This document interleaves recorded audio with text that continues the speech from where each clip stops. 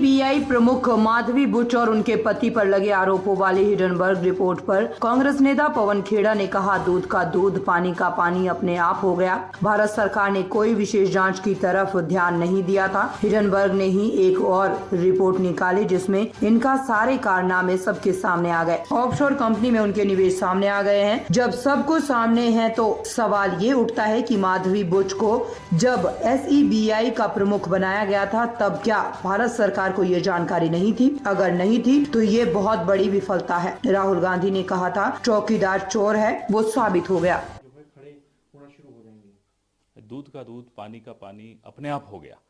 भारत सरकार ने कोई विशेष जांच की तरफ ध्यान नहीं दिया था। हिंडनबर्ग ने ही एक और रिपोर्ट निकाली जिसमें सेबी चीफ माधवी बुच और उनके पति धवल बुच के सारे कारनामे सबके सामने आ गए। ऑफशोर कंपनीज में उनकी इन्वेस्टमेंट सबके सामने आ गई। ये वो कंपनीज हैं जिसमें अदानी के भाई विनोद अदानी की भी इन्वेस्टमेंट्स हैं। जब सब कुछ सामने है तो सवाल ये उठता है कि माधवी बुच को जब सेबी का चेयरमैन बनाया था, क्या भारत सरकार को ये जानकारी नहीं थी? अगर नहीं थी तो ये बहुत बड़ी विफलता है, भूल है, और अगर थी तो षड्यंत्र का हिस्सा भारत के प्रधानमंत्री खुद हैं। सर क्योंकि सेबी ने पहले क्या क्लीन चिट दिया, अब सेबी चीफ को ही अब कटघरे में। अब आप बताइए, आप अपने घर की रक्षा के लिए एक चौकीदार रखते हैं तो क्या उस चौकीदार पे एक और चौकीदार रखेंगे? तभी तो राहुल गांधी ने कहा था उस वक्त चौकीदार चोर है। साबित हुआ या नहीं हुआ?